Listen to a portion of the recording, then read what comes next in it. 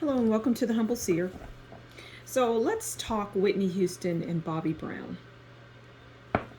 But before we get into that couple, which is really zany, I'm hearing that Whitney didn't want to live any longer.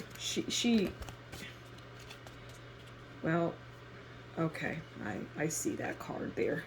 Okay, she didn't want to live any longer, and neither did her daughter. It was like she being Whitney, was plagued with all sorts of problems. Some that you saw, like the drugs and the bad relationships. And she was just really, I'm hearing, a pitiful, sorrowful person.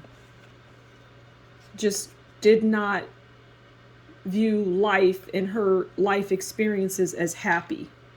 She was like a tortured soul, she just, and we know because that card just was like, here I am, right?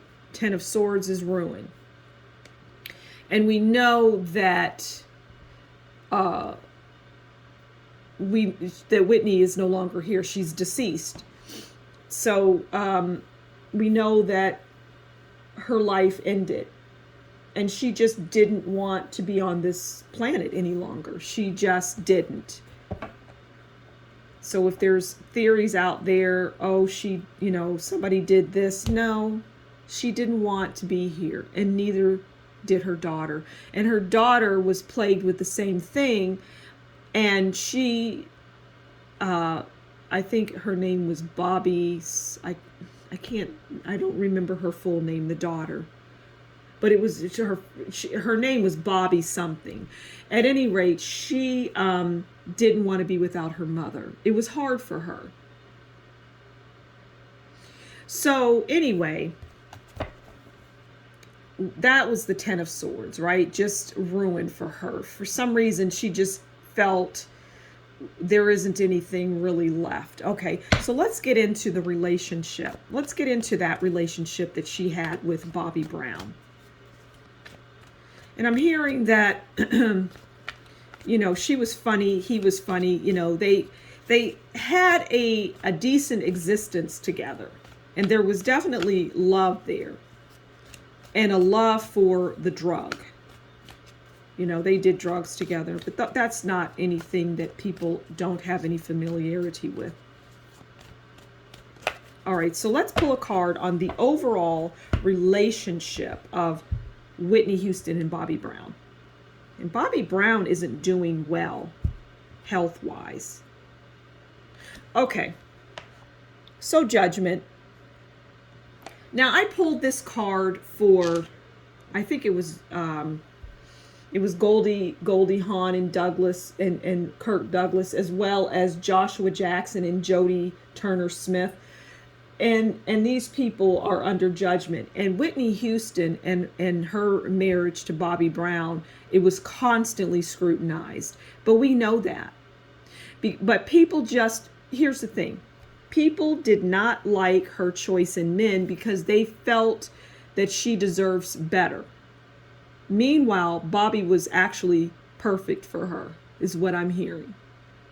And so the judgment fell because people viewed Whitney one way when in reality she was the complete opposite of how society viewed her. And the tabloids and whatnot. Celebrity, maybe not so much the tabloids, but just celebrity magazines and things. They just wanted to create this image of an angel. And she was anything but, is what I'm hearing. So their relationship was, there was judgment by people, and and that's part of the demise too. People would not leave them alone. All right, can we get anything else on the overall relationship between the two of them? Because we know that there was judgment. We know that. That's pretty apparent. Okay, and I'm hearing that judgment, it was just more than necessary. It just drove them into the ground. Okay, so what else can we get about their overall relationship?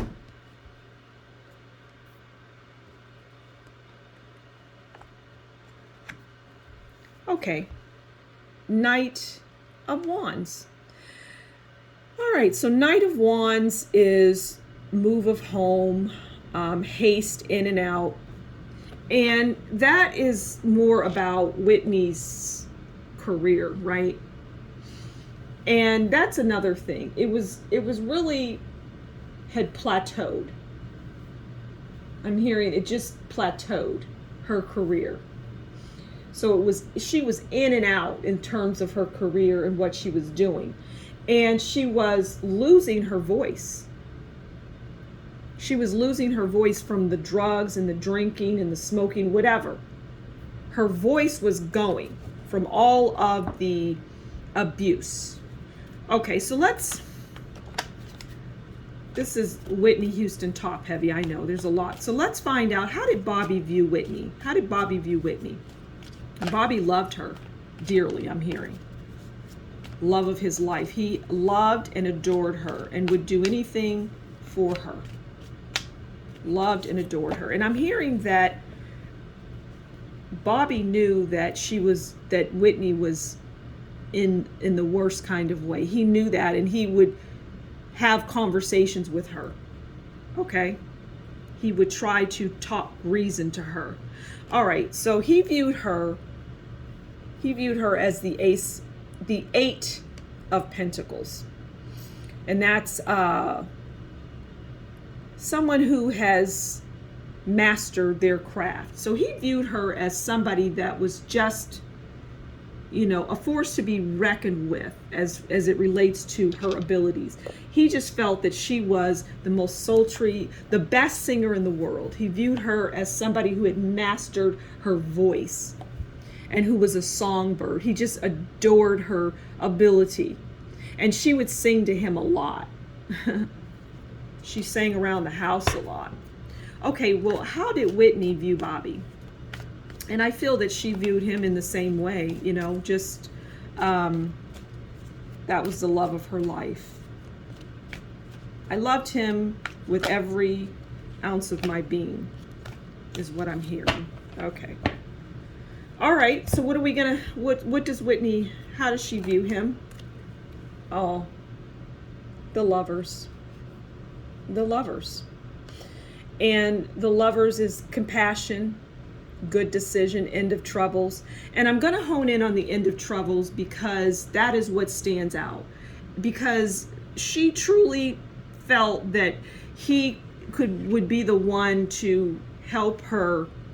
Because Whitney was a tortured soul before she got with Bobby Brown. But see, we didn't hear that because they portrayed her as this sweet innocent. And that was a 180 from who she was. Now, she wasn't this evil, wicked person. No. But she was just not an innocent. She was not innocent, okay?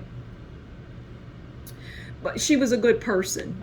And Bobby Brown is a good person. And her daughter was a good person. They're good people. So she views him as the Lovers, or viewed him as the lover. But the snake between the lovers, as you can see, that was their vice, which was, doing drugs together and just getting into bad stuff. Right? And but never, irrespective of that, there was compassion, there was passion, there was love and understanding, and there was, like, Bobby, and the family knew that Bobby was good for her in so many ways, because the drugs, well, they were there before Bobby came around. And I'm hearing if Bobby hadn't entered the picture, it would have been a lot worse, and we likely would have lost her a lot sooner. So I'm going to leave it there. Excuse me. Thank you for stopping by the Humble Seer. Do consider liking, sharing, subscribing, and follow me on Twitter. I'm there for the time being. And if you like what I do, consider buying me a cup of coffee. I would really appreciate it. So until next time, you take good care, and we'll talk again soon. Bye.